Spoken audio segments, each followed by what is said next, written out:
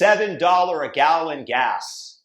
I messaged this to a leftist buddy of mine who said he wanted gas to go up to $10. Well, I told him, if you really want $10 a gallon gas, then I respect your decision to vote for Joe Biden.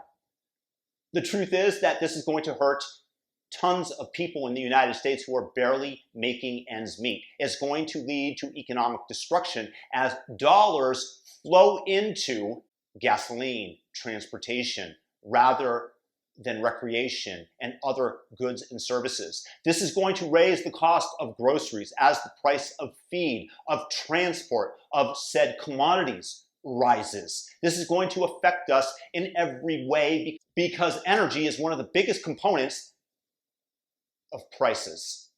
It's a sad day when you have smart people, or at least allegedly smart people, cheering the rise in oil prices and then telling you just to go get yourself an electric car.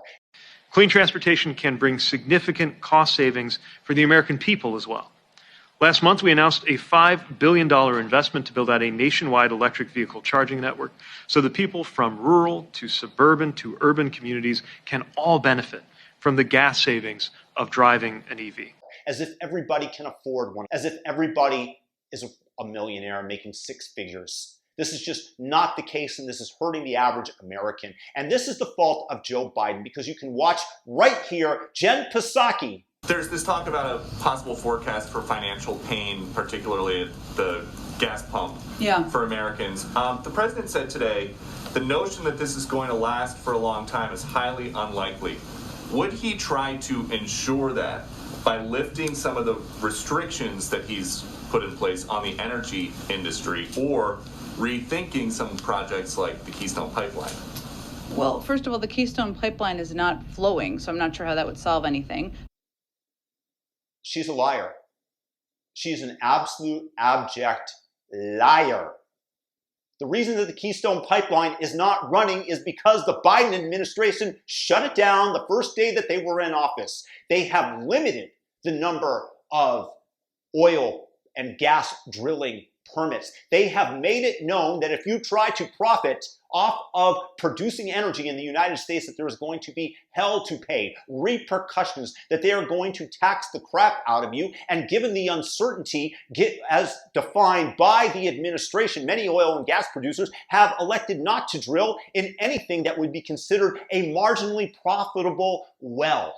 Doesn't it feel like it's intentional to you that the Biden administration is actively trying to destroy America? Why wouldn't they ramp up energy production domestically? That reduces the amount of leverage that Russia has over us, that our enemies around the world have, because they cannot hold the energy hostage. And it's not like Russia is not going to find buyers for its energy, especially at the elevated prices. They discount it a little and they're continuing to run their economy. They'll sell the oil to China. It is such a horrible geopolitical posture that the Biden administration is taking, enriching Venezuela, Iran, and China is benefiting from all this. It's almost as if Biden is a puppet of China. We have more oil than anybody, okay? And it's an incredible thing that it's happened over the last few years, a lot of great things, and you're paying, what, $2 a gallon for your gasoline? That's okay. You know what that's like? That's like a tax cut. That's bigger than a tax cut. If Biden got in, you'd be paying $7, $8, $9. Then they say, get rid of your car. And we would be today if we had the Keystone Pipeline. At least it would have replaced most of what we're losing in terms of Russian imports. And again, the problem is that the price for the average person rises dramatically at the grocery store, rises at the pump, and people are going to have less money, less ability for other things. And that money is going into the pockets of the Venezuelans, these corrupt, socialist, communistic officials that are pushing down hard on their population. Iran, getting the bomb, getting more money. This is great. Why not just open up domestic production? There has to be a reason, and there's not one that I can define other than either stupidity or evil, because they're not lying. They are telling you outright that they don't want domestic production. So what is it? Are we going to stand for this? I mean, why wouldn't we become energy independent?